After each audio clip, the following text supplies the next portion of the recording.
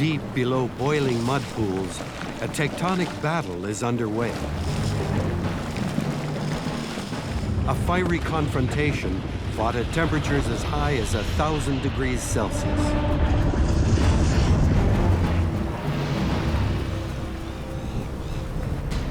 The Kaharoa event would be 5 to 10 times the size of the Mount St Helens event.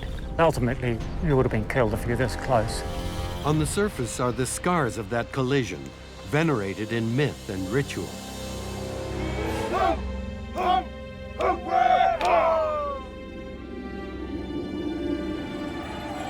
To the people who live around the Pacific Rim, the threat is a constant.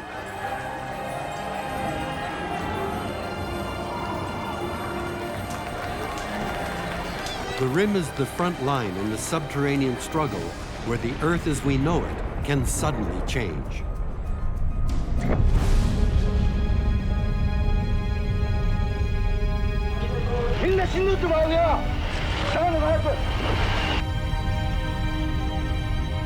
From New Zealand to Japan, this region is one of the most hazardous on the planet. But with destruction comes creation.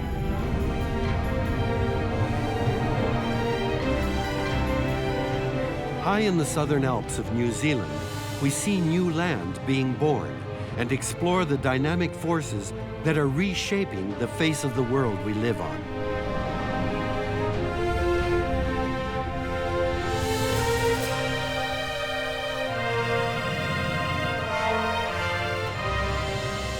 An epic journey along the Pacific Rim with Canadian geologist Professor Nick Isles from the University of Toronto as our guide.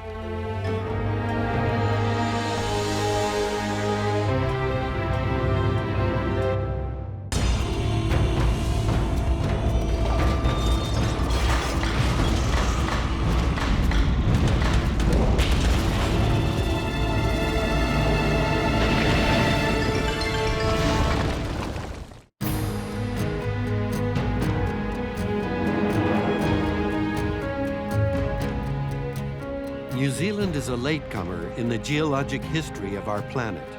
Submerged for much of its history, its scattered islands will one day fill out to form a new continent. But what's the mechanism? What are the forces at play?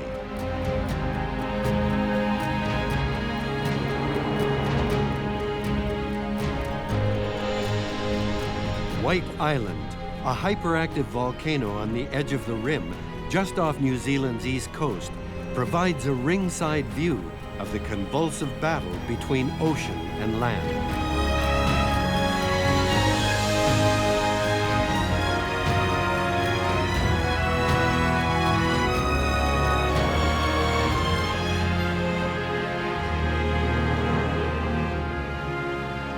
Like a scene out of Dante's Inferno, isn't it? It's impressive, isn't it? Come this way. Like hell.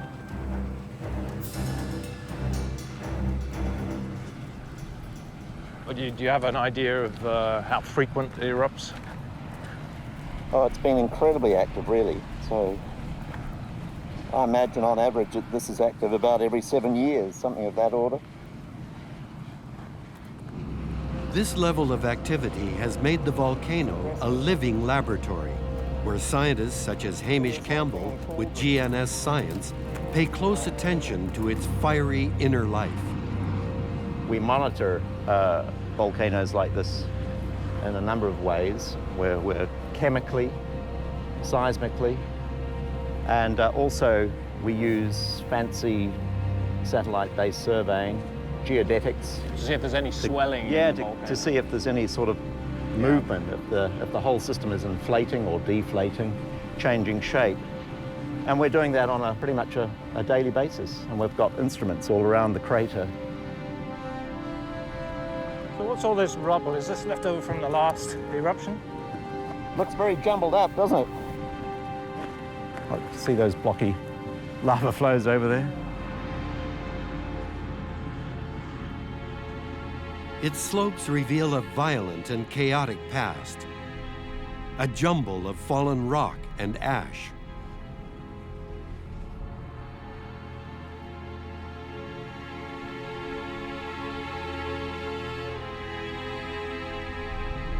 So you can imagine there might be a really big eruption soon, and this material might actually get either blown completely away or actually capped by fresh lava. The debris, broken by the sudden shock of an explosive eruption, is referred to as pyroclastic, meaning broken by fire. All these deposits are pretty much at the angle of repose, and they're at the tipping point. It doesn't take much inflation or A little earthquake. and you're in trouble. The stuff will be mobilized and head downstream. What happened here with this part, the rim has gone out into the ocean. That's right. This is a classic sector collapse structure. And it's amazing to see. It's rather like Mount St. Helens, pretty much what happened there in 1980, where the whole flank of the mountain just goes. Which is why these volcanoes are so dangerous, because instead of going up, it's vented sideways. That's right, yeah. They can, I mean, I actually think of volcanoes as just natural chimneys. They're just a great pile of debris that's spattered out, and they are inherently unstable.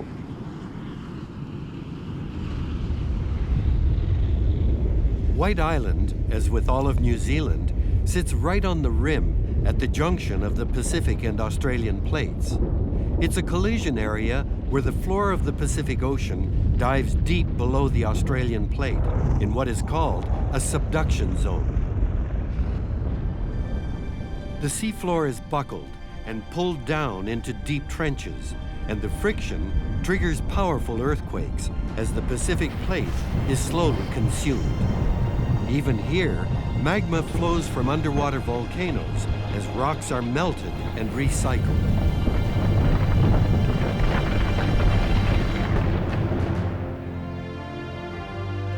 White Island is one of a chain of volcanoes that includes the notorious Tarawera. That was quite a bumpy flight. But it's worth it because we're right on the Pacific Rim there, aren't we? We are. This is the Pacific Ring of Fire at its best. There aren't many places where you can see it so graphically. So we're literally walking to the edge of the Australian plate, and right in front of us is the Pacific plate. Well, not quite going that far. I mean, we really are entirely on the Australian plate here. But this is where we feel the effects of the down-going Pacific plate. The plate's going down, starting to melt under friction, heat. All the magma's coming back right underneath these aligned volcanoes all the way through here. That's right. And I'd say there's a volcano probably about every 40 to 60 kilometres all the way up. Now, we're looking down at some very impressive volcanic ash layers, aren't we? We are. This is absolutely spectacular. This is a fissure, a rift that's formed as a product of the eruption in 1886 of Mount Tarawera that we're standing on now. And you can actually see it's very revealing. The eruption's literally cut through underlying pyroclastic deposits associated with the penultimate eruption of Mount Tarawera, which was in 1314 AD or thereabouts. So those pale layers, well layered, they're tephra, ash, if you like, that accumulated in that eruption. And then in 1886, this incredible eruption took place. It only lasted about 4 hours, and it produced these dark, bright red, grey, black pyroclastic deposits that we see sitting on top of the white layer. Here we are on the south side of the mountain. Was the eruption very directional? Which one, Tarawera? Tarawera eruption. There was quite a strong southerly blowing, southwesterly blowing, so a lot of the material blew to the north, 600 kilometres. David north. Lowe has a particular interest in Tarawera. He's a volcanologist with the University of Waikato. So what's the furthest away from New Zealand that you can pick up a ash layer in the marine record and say, yeah, that's from New Zealand? Of any eruption? Yeah. Pretty much South America, they reckon. That is very likely to be the case. Each of these layers records an eruption. By studying the location and depth of ash or tephra, Lowe has constructed a volcanic timeline dating back close to 10,000 years.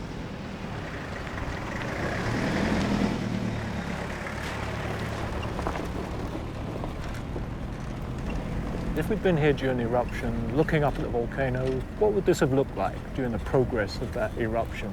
Oh, it would have been spectacular and very dangerous. Ultimately, you would have been killed if you're this close.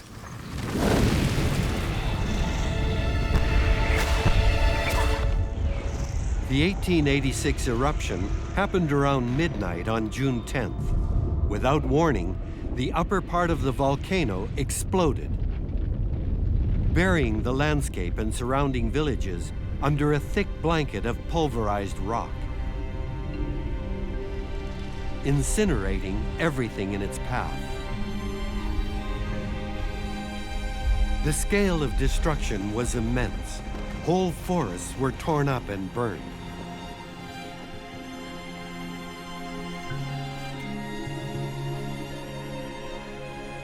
More than 100 people died that night. Most of them were Maori.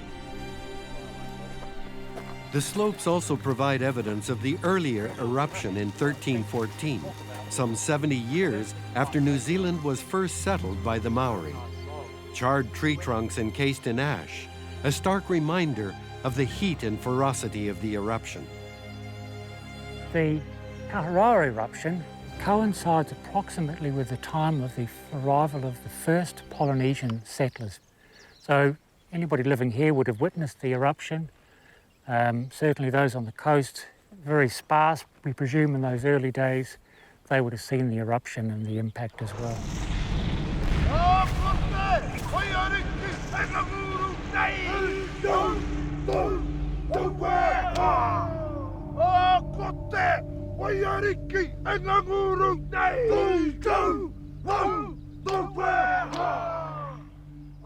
Maori legends speak of fire gods Ahitepua and how their land was the gift of the ocean. Their rituals venerate the powers of ocean and volcano, the dancers embodying the strength of tectonic forces.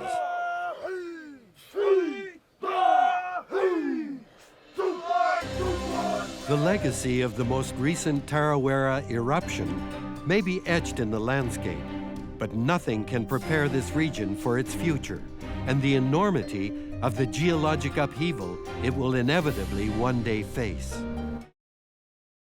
Tarawera lies in the epicenter of an ancient crater or caldera some 30 kilometers across, formed by the massive explosion of a supervolcano. The eruption left a vast pit that is now dotted with lakes and other smaller stratovolcanoes. Similarly, the tranquil waters of nearby Lake Taupo hide the scars of another super-scale event. The eruption, the largest on the planet in the last 70,000 years, buried the entire North Island under 200 meters of ash. Dramatic as they are, volcanoes are not the only threat. New Zealanders live with another deadly tectonic force: earthquakes. The picturesque landscape conceals a seismic grid, a network of hidden faults. New Zealand's capital city, Wellington, is especially at risk. It's built on a tectonic intersection where the Australian plate heads north and Pacific plate drives south. Most of the time, the plates are locked, but when the accumulated stress forces them to uncouple, the Australian plate rides up, triggering an earthquake, tearing the landscape and the city with it. I reckon this scarp must represent 2 or 3 movements on the Wellington Fault. And we're literally walking along the fault itself, or the eroded scarp. Well, it looks innocuous enough, but this really is a crime scene. This is the site of crustal collision at work. So here we are on this surface, and what's happening is that this side is literally being ramped up over that side as a function of plate collision.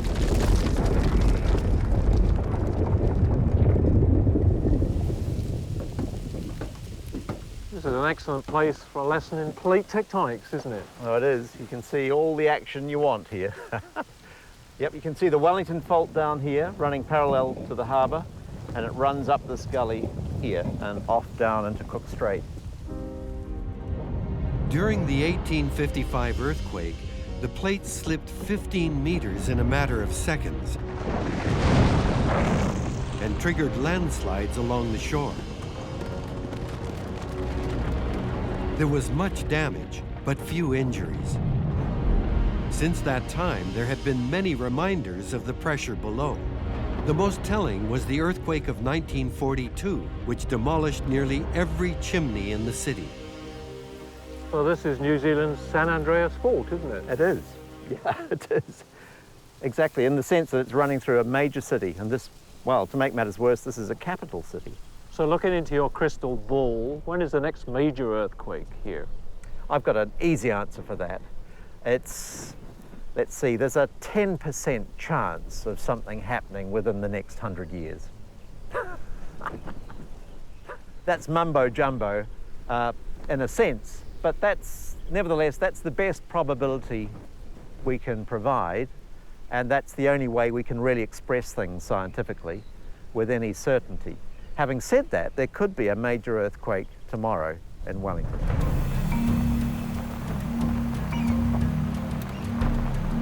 But the same destructive process that Wellingtonians fear is also creating new land.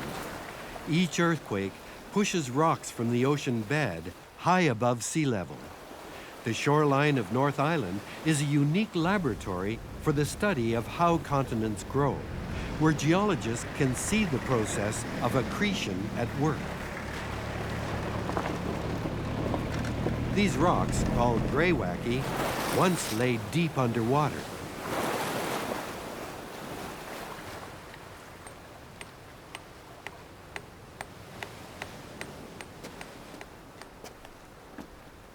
Red rocks is especially interesting to geologists because there's also a clear chronology. It's a geologic time machine.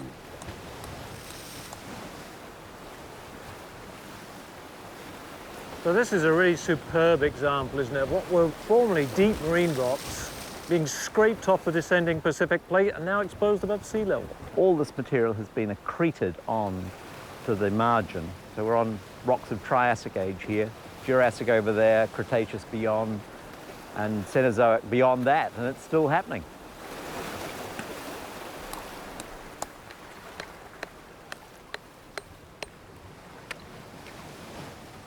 So what have you got? Really good greywacke. Any fossils? No, no fossils here, but we have found fossils in this immediate vicinity. Greywacke is a young rock, its youth symbolizing both a country and its recent oceanic origin, a country snatched, as the Maori legend goes, from the depths of the sea.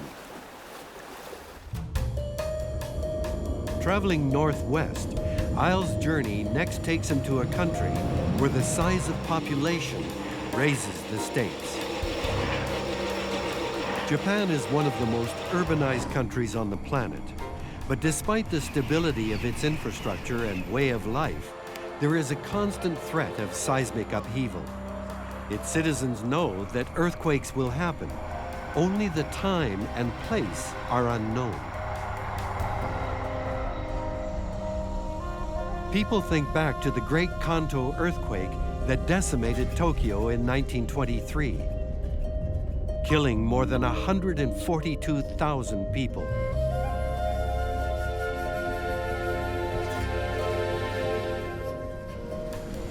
The event is commemorated every year on September 1st, when Japanese emergency services stage earthquake preparedness drills.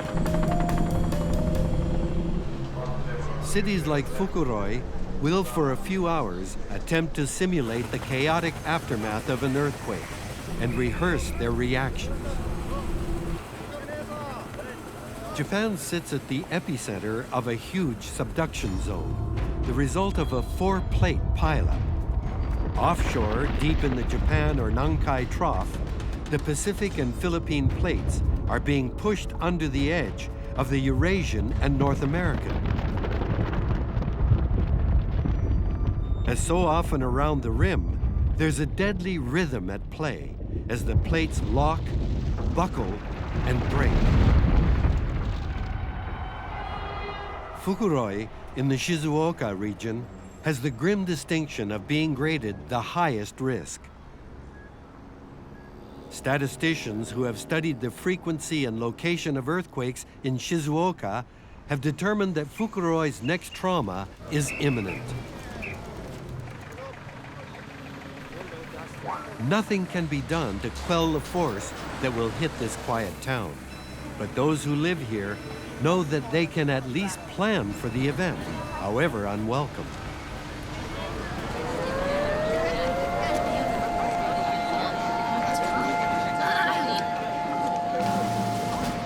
And then on the stroke of 10, the drill begins.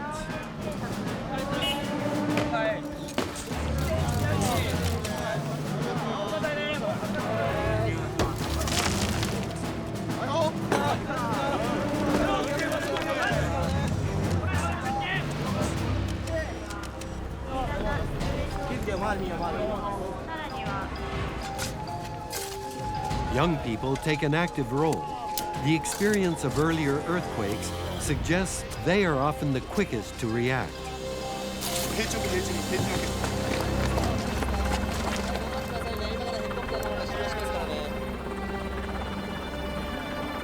As the helicopters return and the mock wounded are winched to safety, the memories of some track back to earlier times when events such as this weren't a rehearsal.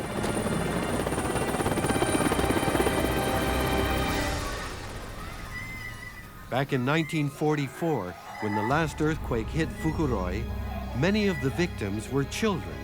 The local school was destroyed, children buried in the debris. The new school buildings are specially braced to reduce the risk of collapse. Japan was at war at that time, and many of the local people mistakenly thought there was an air raid. You all survived the terrible earthquake of December the 7th, 1944.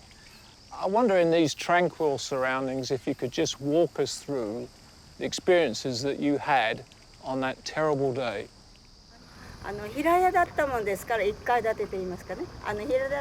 She was in a one-story building,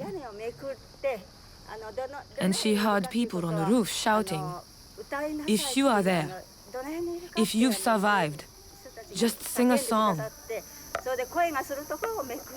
Then they started digging through the roof where they could hear the children singing. She thinks she was one of the last rescued, because where she got out of the building, she saw many bodies and many injured children lying in the schoolyard.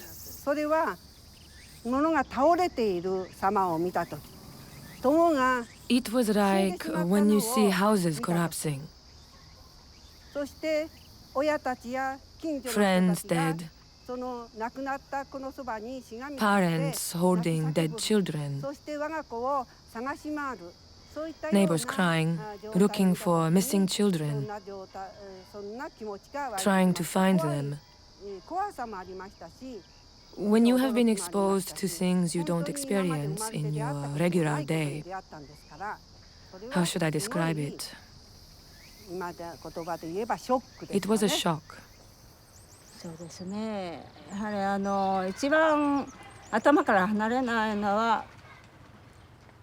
There's one thing that I will never forget. The child who was sitting beside me in class was dead in the doorway. The memory of that scene never goes away.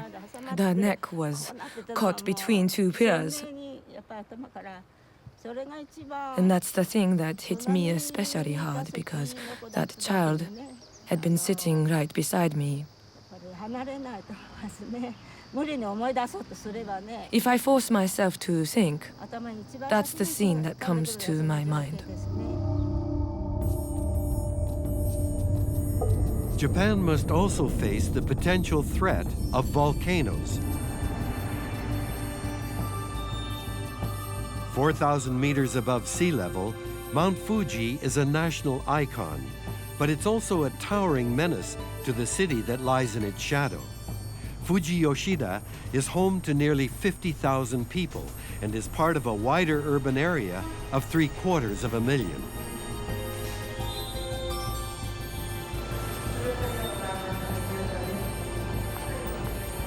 To geologists like Isles, the volcano and its setting raise many questions.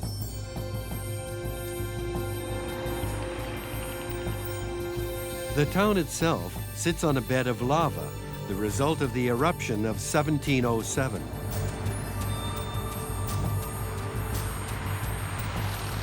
Travelers come from all across Japan to worship the mountain and also to visit one of its most famous shrines, the Fuji Sengen. The shrine is dedicated to the volcano's goddess and is the setting of the Fuji Festival of Fire, where in a 2-day celebration, giant torches are lit in her honor. Rich in myth and legend, the volcano's geologic behavior was once thought predictable, but new information suggests differently.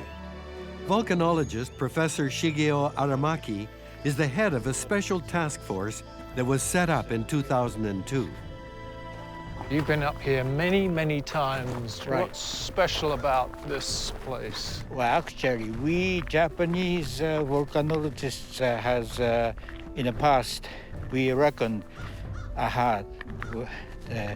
Mount Fuji is so simple shaped and probably very simply constructed and nothing interesting as compared with other rather complicated shaped volcanoes in Japan. But, well, it was not so. We found out the Fuji has shown very interesting various features of volcanic activity, including pyroclastic flows, sector collapse, certainly the lava flows, and Plinian explosions and whatnot. So this is really a showplace of the volcanic phenomena. The potential threat is commemorated every year in an elaborate ceremony. The goddess of the mountain is taken from her resting place at the shrine, along with a replica of the volcano.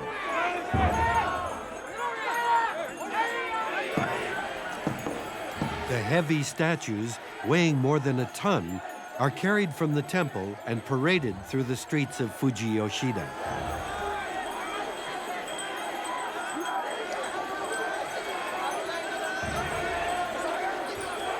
The ceremony dates back many centuries, reflecting the Shinto reverence for the natural world.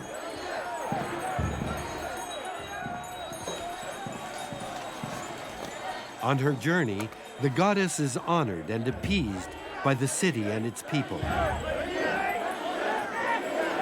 If she remains content, the city will be spared a volcanic eruption.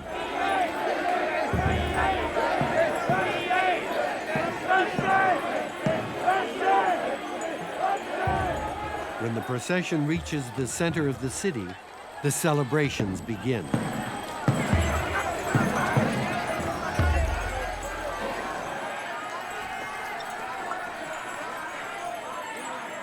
Most of the Japanese people never experience in person the real eruption because the frequency of the eruption is so low as compared with other kinds of natural disasters, even earthquakes.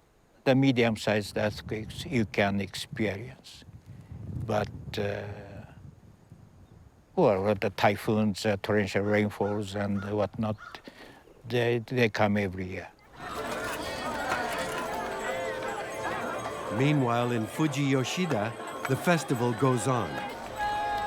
The giant torches are lifted, and all across the city, fires are lit in honor of the gods. And Fuji Yoshida becomes a city of fire.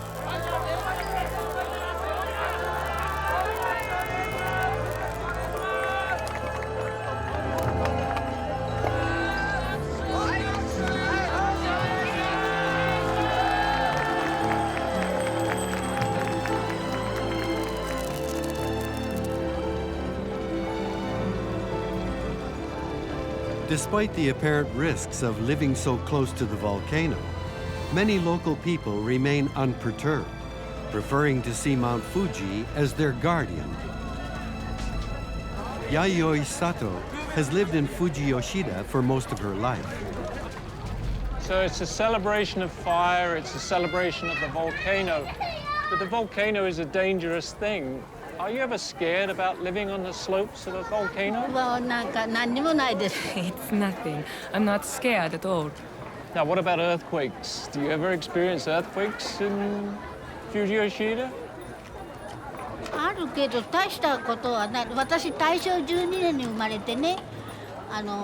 Yes, I have experienced it, but it was nothing much. You see, I was born in 1923 during the Kanto earthquake. My parents put me to sleep on the second floor of the house. They were eating lunch on the first floor. When it started, they ran out and forgot they had a baby. But my father remembered. And when he came back to get me, I was smiling because of all the rocking. Geologists know that Fuji will one day erupt again. But on festival day in Fuji Yoshida, that seems a very distant prospect.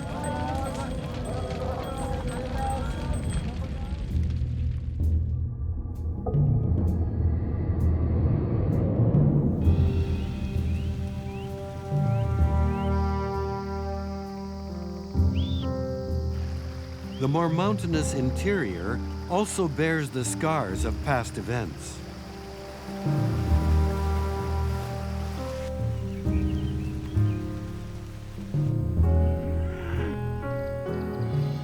The quiet village of Motosu City exposes the workings of a killer fault.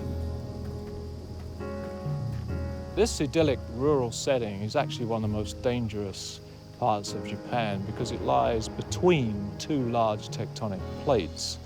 And in 1891, the fault that runs through this area ruptured during a large earthquake, producing the fault scarp you can see just behind me.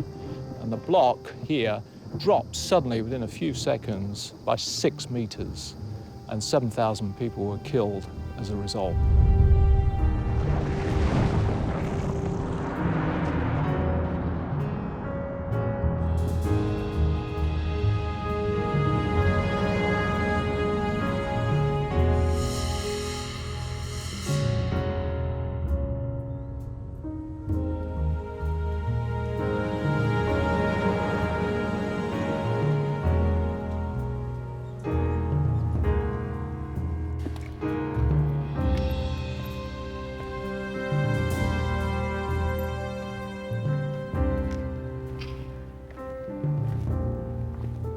Faults are pretty common in the world, but it's really unique to get one exposed like this. This is largely because it's memorial to people that were killed.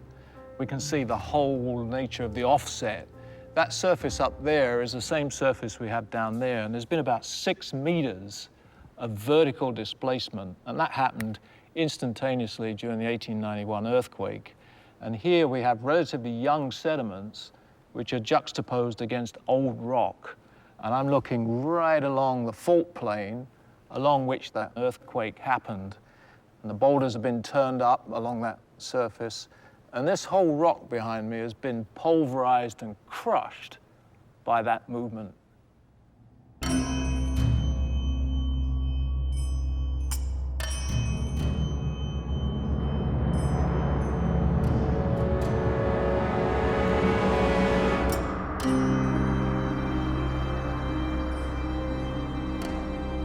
Thanks to the development of plate tectonic theory in the 1960s, geologists have a clear understanding of the cause of earthquakes. But there are still many unanswered questions surrounding both the mechanism and the timing. Scientists know why earthquakes happen. They are less sure about when.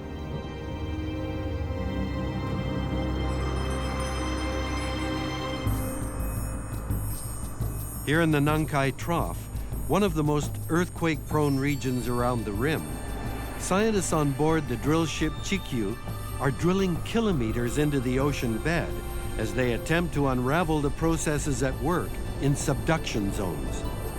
They're hunting for telltale indicators that precede a major quake, and they hope to find them deep under the ocean floor.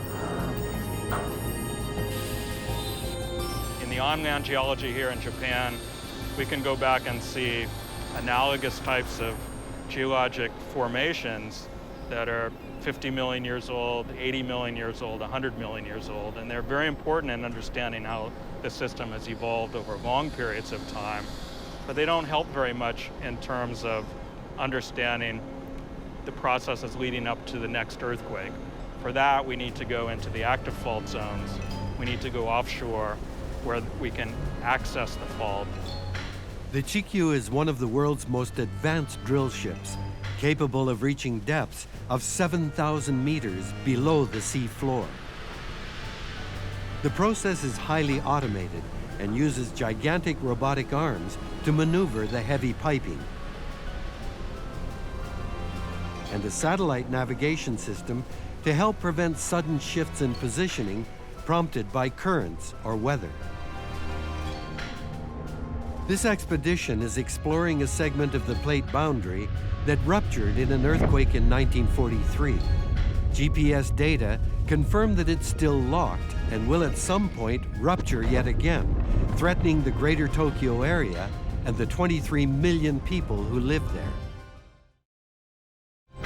The clues lie in subducting sediments. In the ship's lab, scientists analyze samples extracted from the core so that they can gauge the effective pressure and temperature. By determining the changes in fluid chemistry leading up to a major earthquake, the scientists hope to capture the seismic process in action. Phase 2 of the Chikyu project is especially ambitious.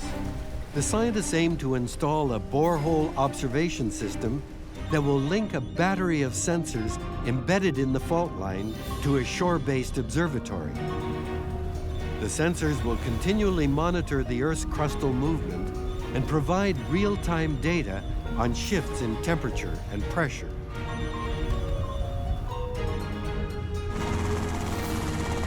The international team hopes to deploy the system in 2011.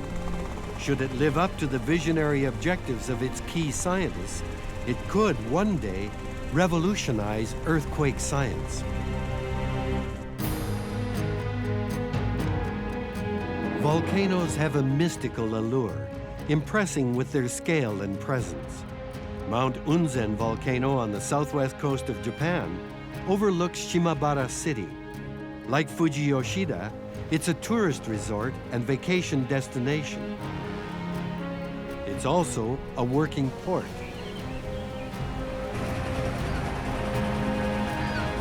Ariake Bay may seem tranquil today, but its picturesque, scattered islands tell a different story. Unzen is the most infamous volcano in Japan. Its contours tell of its past, and the early warning monitoring system its future.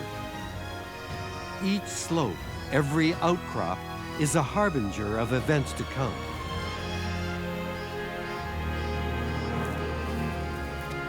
The most deadly was on the night of May 21st, 1792, and it was caused not by a volcanic eruption, but by an earthquake.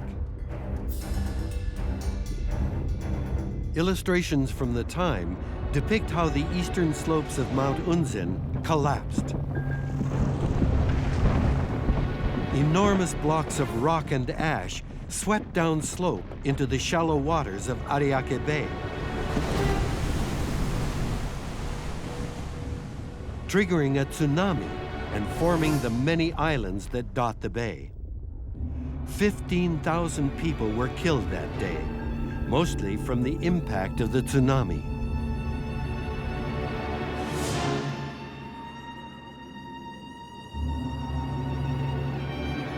The scars of seismic activity are everywhere. This gash documents the path of another pyroclastic flow.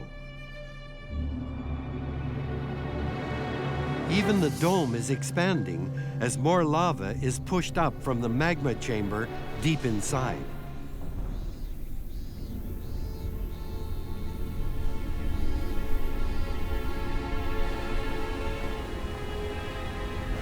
Bubbling mud and venting steam are surface clues to the pressures below.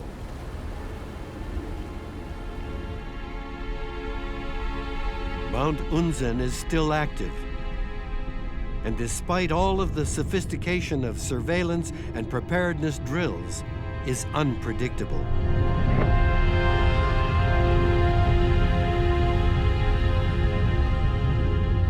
After almost 2 centuries of inactivity, on June 5, 1991, Mount Unzen erupted again.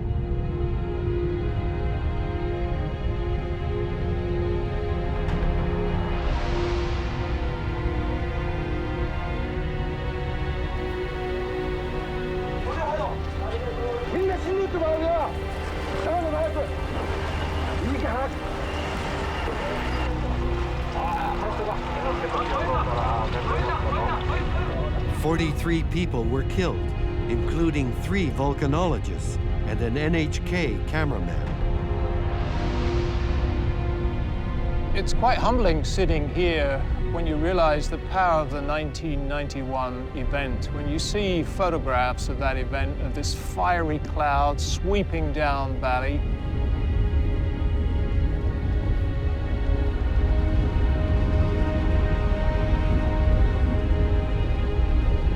These are so dangerous because they're so unpredictable. And for weeks prior to that event, there'd been swarms of small earthquakes recording the ascent of magma in the volcano, so it was known that an eruption was imminent. But what caught everybody by surprise was that the upper slope of the volcano suddenly dramatically collapsed. Ash clouds, unimpeded by the lay of the land, tore straight down the side of the mountain.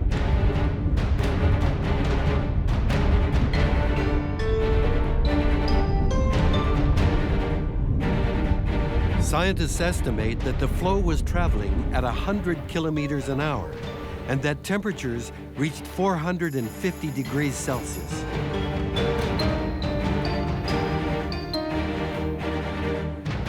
Pyroclastic flows follow the contours of the land. Here at Unzen, the trail of that flow is clearly marked. Giant boulders thrown from the summit litter the slopes.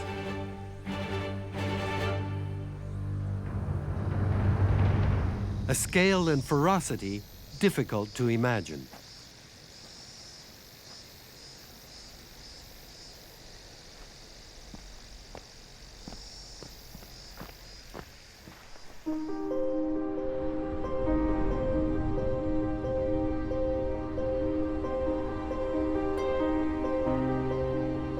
The trail of destruction was 4.5 kilometers long. It took 4 years of subsequent flows and small eruptions before the volcano's force subsided again.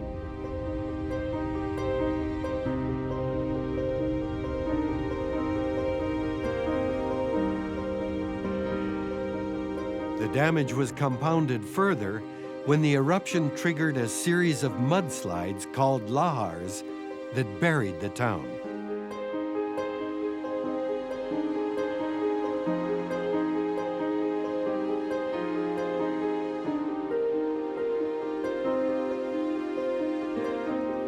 The local school, which was sited right at the base of the volcano and directly in the path of the pyroclastic flow, was particularly badly hit and is now a monument to those who lost their lives.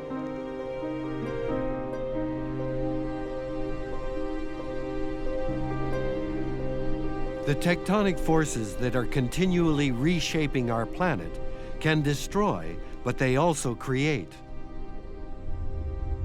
On the last stop on Nick Isle's journey around the western rim of the Pacific, he heads back to New Zealand, but this time to the South Island, to explore this process at work on a massive scale.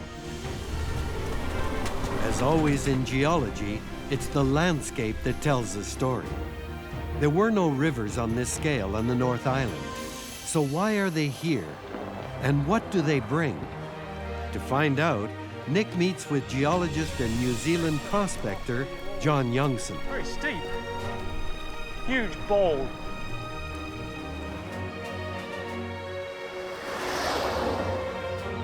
Further inland, there are ice-covered mountains, sediment-laden rivers, and deep, cold lakes. The Alps are the epicenter of a titanic battle where glaciers tear down what tectonics constructs.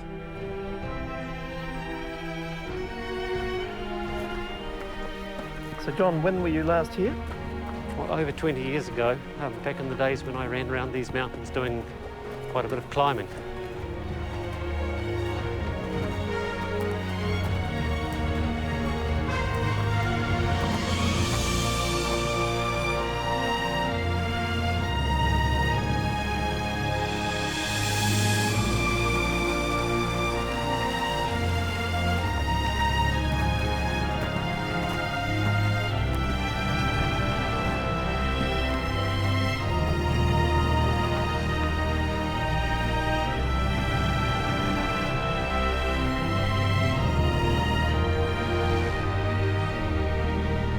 So how do you read that landscape in terms of the processes that are at work?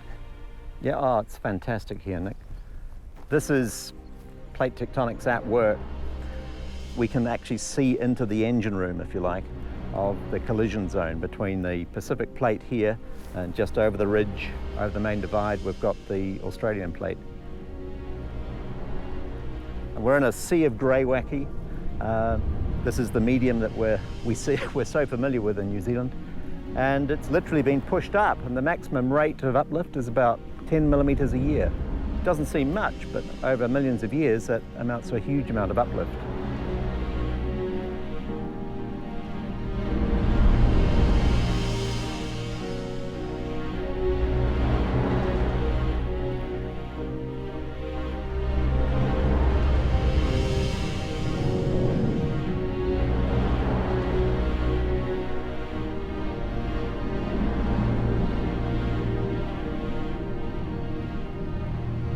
Now you talk about strong uplift. What are the processes that are acting to tear down the mountain? Well, it's mainly this process, isn't it, John? Yes. The glacier. The glacier here is essentially just a conveyor. It is a very efficient transporter of all of this rock that is eroded from the mountains. It carries it down the valley as effectively as a conveyor, and then the meltwater from the ice distributes that sediment further downstream down the valleys beyond the snout of the glacier. So gravity's tearing down the mountains and the glacier is evacuating all the debris. Yes, it's an ongoing process, a dynamic equilibrium process where the mountains are being uplifted and they're being torn down at the same time.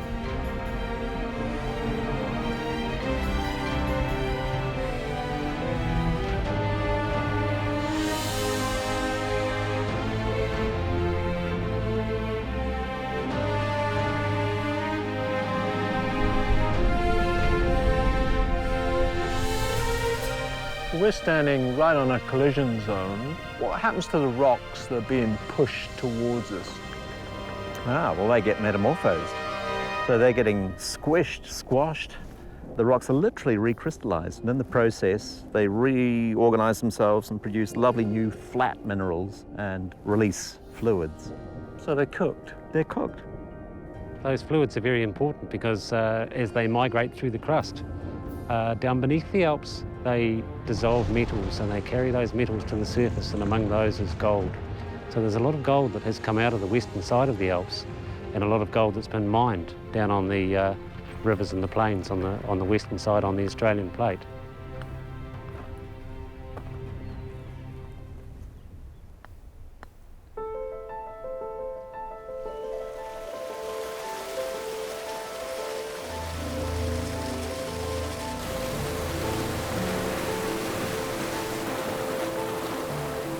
The rivers are the final link on a geologic conveyor that transforms and shapes the South Island landscape. The fast-flowing waters act as a gold machine, sifting treasure from chaff. The river's very good at sorting the light minerals from the heavy minerals, so we just copy the same processes. Oh, there we go. There's some gold in there. The machine has worked.